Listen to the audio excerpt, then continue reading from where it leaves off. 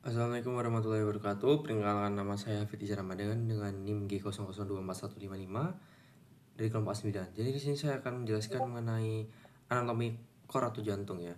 Jadi sebelum masuk ke jantung sendiri, saya akan membahas mengenai pelindung dari kor atau namanya perikardium, pembungkus dan pelindung ya. Jadi dia berfungsi untuk melindungi dan membungkus jantung. Setelah dia mempertahankan posisi jantung juga bisa. Jadi untuk pengertiannya itu apa sih secara anatomis? Jadi perikardium itu adalah satu kantong fibroserosa yang membungkus jantung dan pangkal pembuluh-pembuluh besar seperti pleura dan pulmo, ya kayak pleura lah, dia membungkus jantung. Nah, dia ini dibagi menjadi dua jenis ya, ada perikardium fibrosum dan serosum.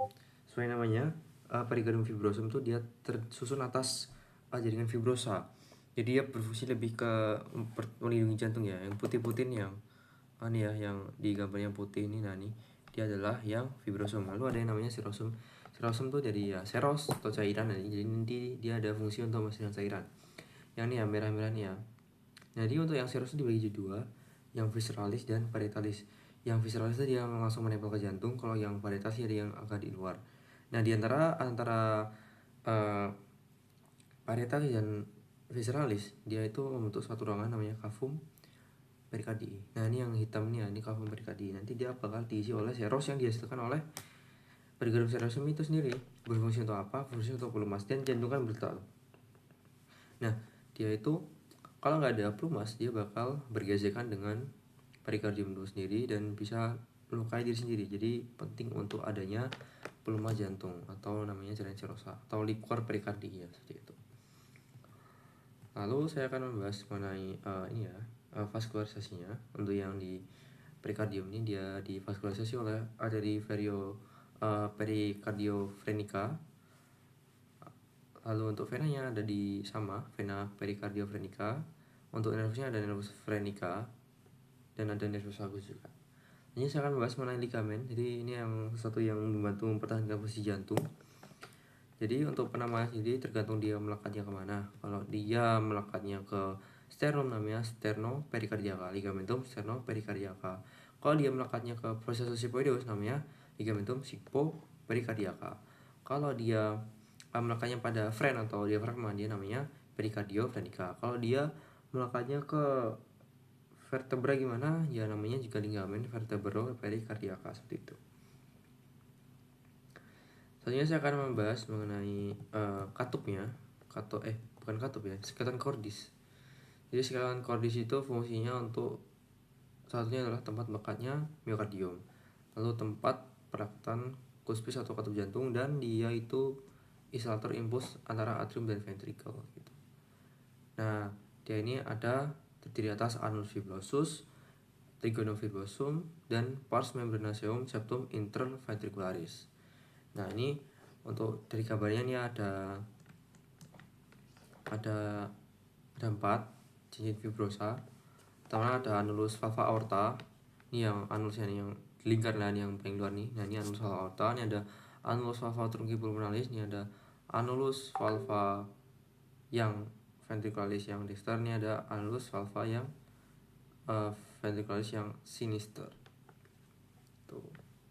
Nah, untuk trigonum fibrosumnya yang di sini ya, nih bagian sini. Ini ada trigonum fibrosum, yang ini adalah sinistrum, yang ini adalah dextrum. Selanjutnya saya akan membahas mengenai katupnya ya. Untuk katupnya ini ada 4 juga katupnya. Yang bentuknya kayak 3, ini ada 3 bagian, ini namanya katup tricuspidalis. Kalau ini ada 2, berarti katup bicuspidalis. Kalau ini bentuknya kan kayak ini kan setengah lingkaran kan, namanya semillunaris. Ini katup valvula semillunaris. Sisa ini valva aorta, yang ini valva trunci pulmonalis, seperti itu. Selanjutnya saya akan membahas mengenai struktur internal dari core. Yang pertama dari atrium dexter terlebih dahulu. Jadi di sini ada beberapa bagian, ada bagian halus, ada bagian kasar ya. Kalau yang halus itu dia namanya sinus venerum cavarum. Lalu bagian kasar ada musculus pectinati. Ya, musculus pectinati yang kasar-kasar ini. Lalu nanti dipisahkan bagian halusnya oleh crista terminalis ini. Crista terminalis. Lalu sini ada bangunan penting yang fossa ovalis. Di awalnya adalah foramen ovalis, nanti bakal jadi fossa ovalis. Nanti di pinggirannya ada limbus, peninggiannya nama limbus fossa ovalis. Terus ini ada katup dari vena cava inferior, ini dia namanya valvula Eustachian. Kalau yang dia katupnya ini yang dari arteri coronarius dari sinus coronarius, maaf, namanya valvula Tebesian, seperti itu. Nah, untuk yang di bagian ventriculus dexter, nah di ventriculus dexter ini nanti ada namanya ruangan kasar ya, ini kan kasar nih, banyak kasar itu namanya trabecula carinae nama ruangannya. Terus sini ada ada katupnya, katup tricuspid. Terus di bawah sini ada musculi pectinati.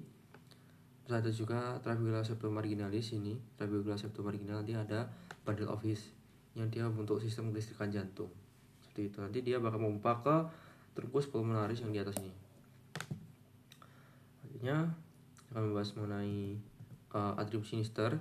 Untuk atrium sinister ini dia terjadi ya sinus venerum cavarum yang bagian halusnya itu.